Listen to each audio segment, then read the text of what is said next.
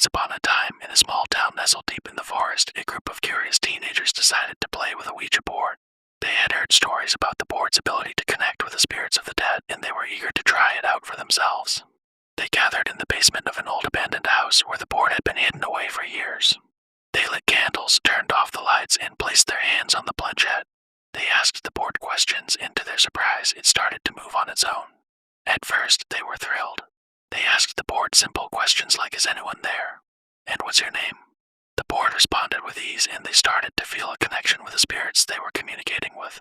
But then things took a dark turn. The board started to give them answers they didn't want to hear. It told them that they were in danger, that they had invited a curse into their lives by playing with a Ouija board. The teenagers laughed it off at first, but strange things started happening. Objects would move on their own, doors would slam shut, and they would hear whispers in their ears. They soon realized that the curse was real, and they were in grave danger. One by one, the teenagers started to disappear. No one knew where they went or what happened to them. The only thing that was certain was that the Ouija board was the cause of their disappearance. Years went by, and the abandoned house became a place of legend. People would tell stories about the cursed Ouija board and the teenagers who dared to play with it. Some say that the spirits of the teenagers still haunt the house, warning others of the danger of playing with forces beyond their control.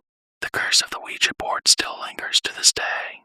People say that if you go to the abandoned house and play with the board, you too will fall victim to its curse. So be warned, dear reader, and never play with a Ouija board unless you're prepared to face the consequences. As the sun began to rise, the last remaining teenager stumbled out of the abandoned house, terrified and haunted by the curse of the Ouija board. She knew she was lucky to have escaped, but the memory of what happened in that house would haunt her forever. As she walked away from the house, she could hear the whispers of the spirits following her. She knew she would never be the same again. From that day on, she made a vow to warn others of the dangers of the Ouija board and to never again play with forces beyond her control. The cursed Ouija board remained hidden away in the abandoned house, waiting for its next victim. And as the years went by, more and more people fell prey to its curse, and the legend of the cursed Ouija board grew stronger. To this day, the abandoned house stands as a reminder of the dangers of playing with the unknown. And the curse of the Ouija board continues to haunt those who dare to play with its powers.